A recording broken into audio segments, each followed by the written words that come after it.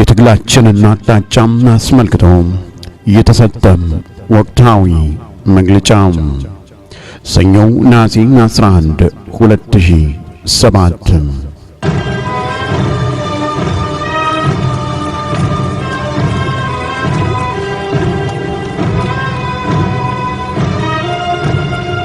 አቅጣጫችን በሙስሊሙ ህብረተሰብ ላይ የተቃጣውን ብሔራዊ ጭቆና ለዘለቄታዊ መግታት ያለመ ነው። የሙስሊሙ ሁለገብ መብቶችን ለማስከበር እንታገላለን። ኢስላም በኢትዮጵያ መተግበርን ከጀመረበት ጊዜ አንስቶ ለዛሬው ኢትዮጵያዊ ሙስሊም ትውልድ የደረሰው በርካታ የጭቆናና የትግል ሂደት አሳልፎ ነው። የህዝብ ለህዝብ ግንኙነቶች አርያ ቢሆንም ፍትሃዊ ያልሆኑ መንግስታት ሙስሊሙን ህብረተሰብ መፈናፈኛ በማሳጣት ማንነቱንና እምነቱን እንዲተው ለማድረግ ከፍተኛ ጫና አድርገዋል። ሙስሊሙ እምነቱን በይፋ እንዲተው አዋጅ እስከማወጅ የተደረሰ ቢሆንም በቀደምት አባቶቻችን መስዋዕትነትና ተጋድሎ ኢስላም በከፍተኛ ዋጋ ለዚህ ትውልድ ደርሷል። ታሪክ ራሱን ይደግማል እንዲሉ ዛሬም ዘመን ተሻሽሏል፣ ስልጣኔ መጥቷል።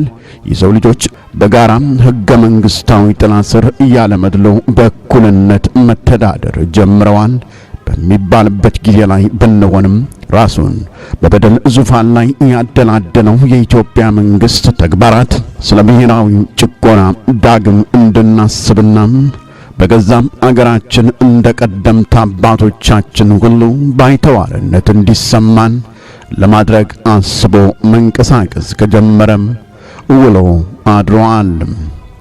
በህዝበ ሙስሊሙ ቆራጥ ሰላማዊ ትግልና በአገሬ ባይተዋር አልሆንም ባይነትና ወኔ ይህ የመንግስት እኩይ ህልም ሳይሳካ ቢቀርም ተግባሩ ግልጽ ጸረ ሙስሊም አዋጅ ካወጁት የቀደምት መንግስታት ጋር አንድ አድርጎታል።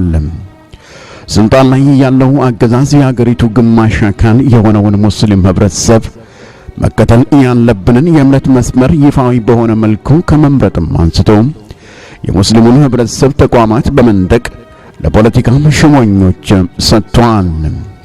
ይህንና መሰል የመንግስት ግልጽ ጣልቃ ገብነቶችን በሰላማዊ መንገድ የተቃወሙና ድምጻችንን ስሙ ያሉ አካላት አክራሪና አሸባሪ የሚል ታርጋ በመለጠፍ በደል አድርሷል። በተጨማሪም ተቃዋሚዎችን በመግደል በመደብደብ በቶርቸር በማሰቃየት በማሰር እስረኞችን ከሰብአዊ አያያዝ በወረደ ሁናቴ ሙስሊም በመሆናቸው ብቻ ልዩ አፓርታይዳዊ ስልቶችን በመጠቀም በማንገላታትና በማሰቃየት ንብረትን በመቀማት ከሀገር እንዲሰደዱ በማድረግ ሚዲያዎችን በመዝጋት ድርጅቶችን በማፍረስ ሙስሊም ሴቶችን በማዋረድና ሙስሊም ተማሪዎችን ከትምህርት ገበታቸው እንዲፈናቀሉ በማድረግ በሙስሊሙ ላይ ዘርፈ ብዙ በደሎችን እያደረሰ ይገኛል።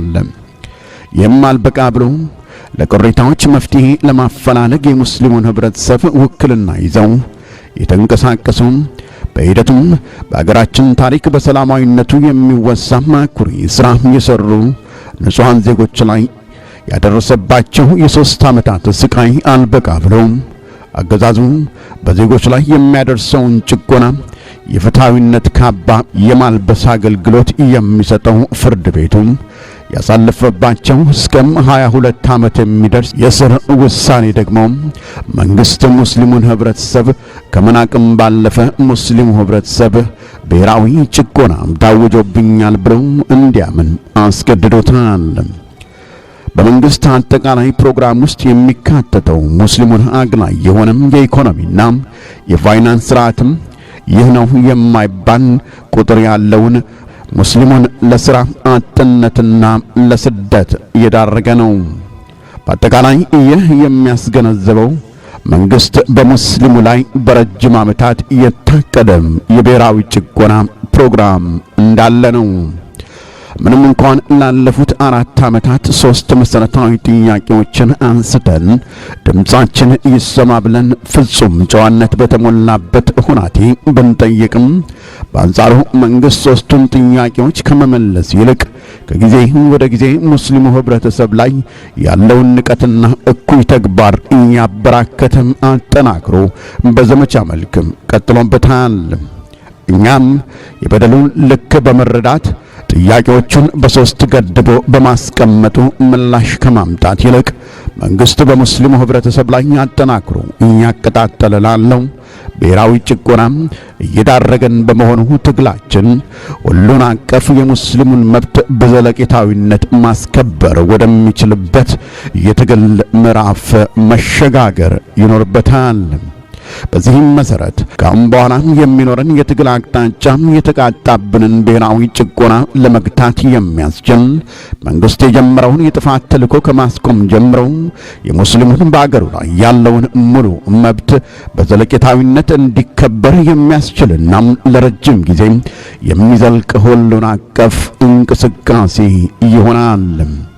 ይህም ሲባል ከተነሳንባቸው መሰረታዊ የትግል መርሆች ሳናፈነግጥ የአገሪቱን ህገ መንግስትና ዓለም አቀፍ ህግጋት ያሰፈሯቸውን የመብት እኩልነቶች መሰረት ያደረገ በ3 ጥያቄዎች ብቻ የማይገደብ እንደየሁናቴው ተለዋዋጭና የማይተነበይ የህዝባዊ እምብተኝነትና የትብብር መንፈቅ ስልቶችን ያካሄደ አካሄድን እንከተላለን። በመሆኑም ጥያቄ አቅራቢነትን መሰረት ያደረገ ሳይሆን አቅም ግንባታን መሰረት ያደረገም ሁሉም የህብረተሰብ ክፍል እንደያቅሙ የሚያሳትፍና የሁሉም ባለቤትነትን የሚያንጸባርቅበት የረጅም ጊዜ የትግል ሂደት ከፊታችን ይጠብቀናል። ቀጣይ የትግል አቅጣጫችን መንግስት ለሚያደርሳቸው የተለያዩ ክስተቶች ምላሽ በመስጠት ላይ የሚወሰን ሳይሆን አርቆ ማሳቢነትን መሰረት ያደረገም በርካታ ስልቶችን የቃኘም በስለትና መልካም ፈለግን የተከተለም አካሄድ በመምረጥ እንጓዛለን። ትግላችን የአሸናፊነት ስሜትን እየተላበሰው ከ4 ዓመታት በፊት አምባገነናዊ ስርዓት ያንሰራፋው የፍርሃት ድባብ ከላዩ ላይ ገፎ በጣለ ጊዜ ነው። ጀግኖቹ የመፍትሄ አፈላላጊ ኮሚቴ አባላትና ወንድሞች ያሳዩት ቁርጠኝነትና ጽኑነትም ብርታትን ይሰጣል።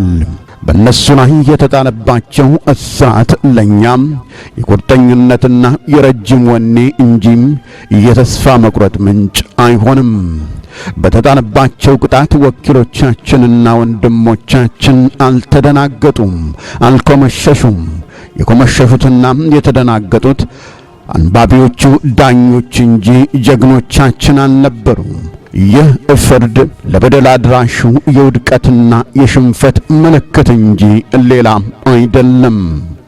አስታራቂና መፍትሄ አፈላላጊ አካላት ላይ 22 ዓመት እስር መፍረዱ ከፍርሃትና ሽንፈት ውጪ ምንስ ሊባል ይችላል? በደልና ሐሰት ከዳጋዮችና እውነተኞች ፊት ሁሌም ተሸናፊዎች ናቸውና የተቃጣብንን ብሔራዊ የሃይማኖት ጭቆና በአሸናፊነት እንደምንወጣው ባላ ፍቃድ እርግጠኞች ነን። ድልም ከአላህ እንጂ ከሌላ አይደለምና ብሔራዊ የሃይማኖት ጭቆናን አንሸከምም። በጋራ ተሳትፎና በአንድነት ዲናችንን እንጠብቃለን።